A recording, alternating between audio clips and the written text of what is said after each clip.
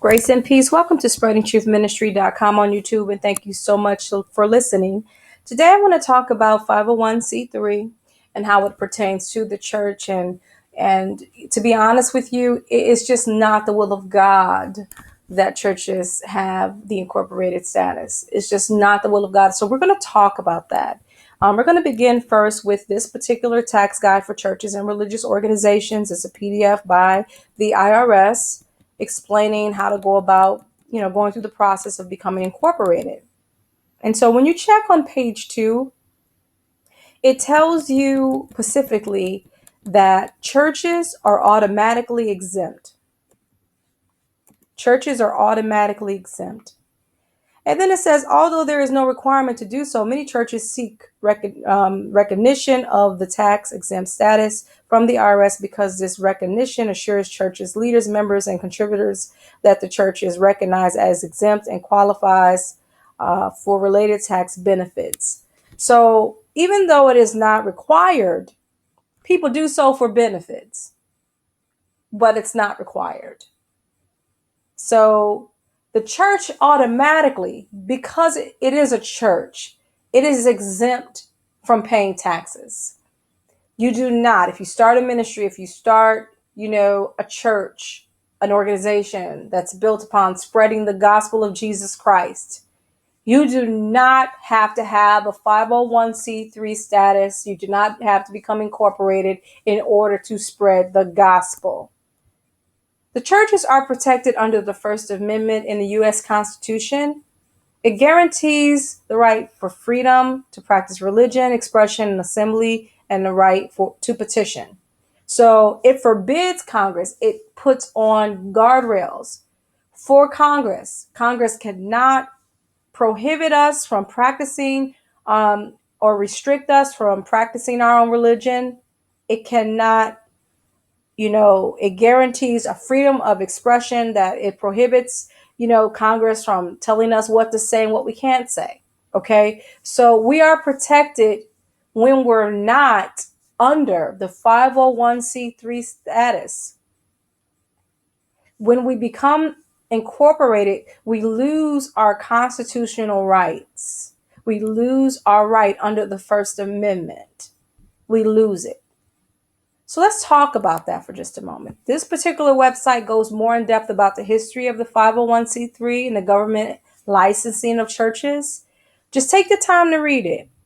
When you get around to the second paragraph, it talks about how in 1954, there was a sponsored legislation which brought churches under the new 501c3 section of the Internal Revenue Code.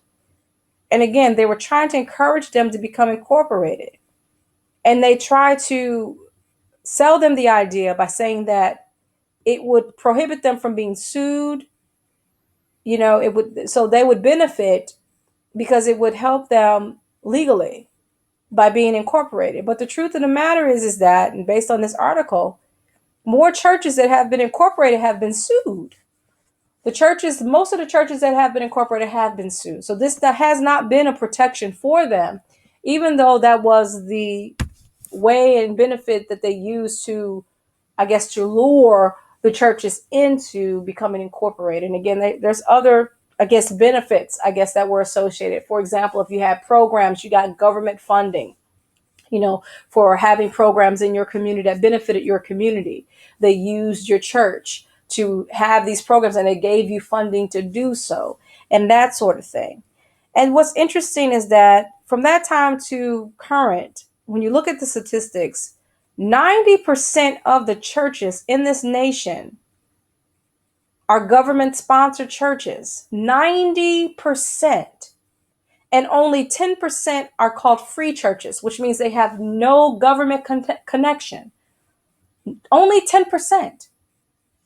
That's discouraging because when you understand the legal jargon that's being used in the filing and the paperwork, you understand what's going on and what the enemy has done to the churches.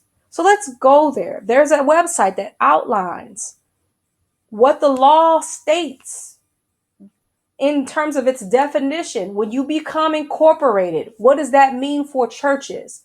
What does that mean that the church now becomes incorporated? What does that mean? It means that the creation of the incorporation is the state. The state is the one that created your church when you become incorporated. The state is the sole authority and the sovereign head over the incorporation. Now you're incorporated. Guess who's your head? The state. Who was once your head? Christ.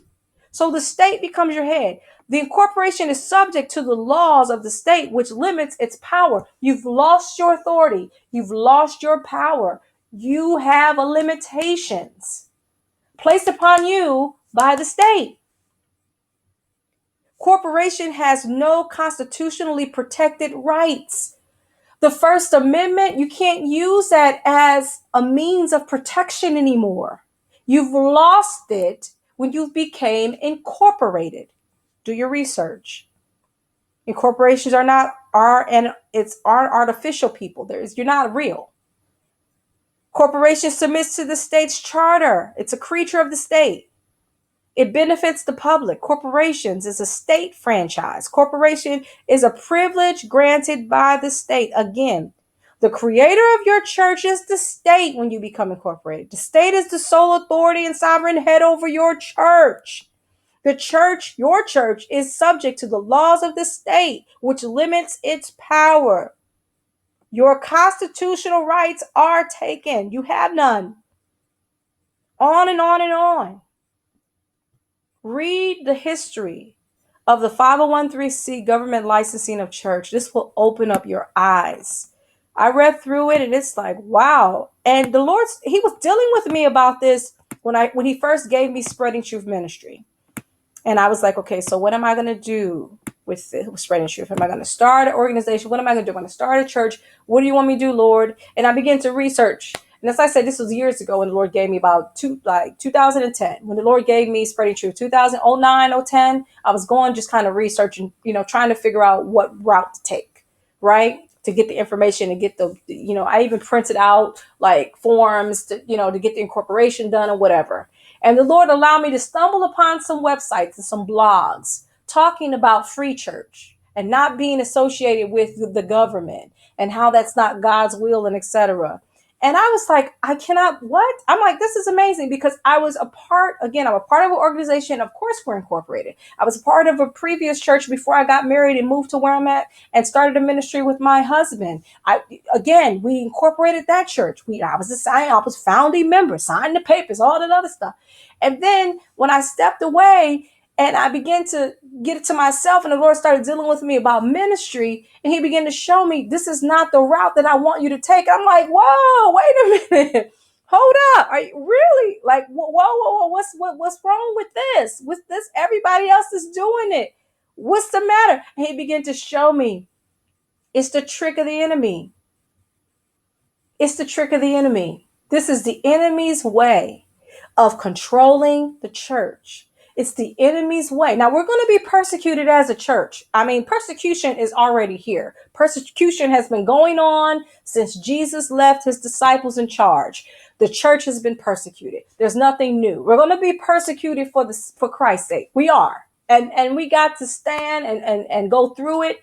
But it's a whole different thing when you become an agency for the government and then you start becoming persecuted. You understand what I'm saying? When you become under Satan's control and then he begins to do whatever he wants to do to you and destroy you, again, these decisions, did you seek the Lord? I mean, honestly, did I seek the Lord? No. When I signed the papers, I just thought this was what we did. This is something that we should do. I didn't pray about it. I didn't pray and ask God, should I sign the papers or should we become incorporated? No, because everybody else did it. The ministry that I was in prior to that, our organization, everything was set up. This was the way. This is what they taught us. This is what you do. But it was not the will of God. Now I see that. Lord, forgive me for even playing a part in it. I didn't know. But now I know. And I want to share with you. Pray, do your research. Ask God to show you how to get out of this thing. Show you. That is my prayer. Pray my strength in the Lord also. And shalom until next time. I may do another video. Who knows? Shalom.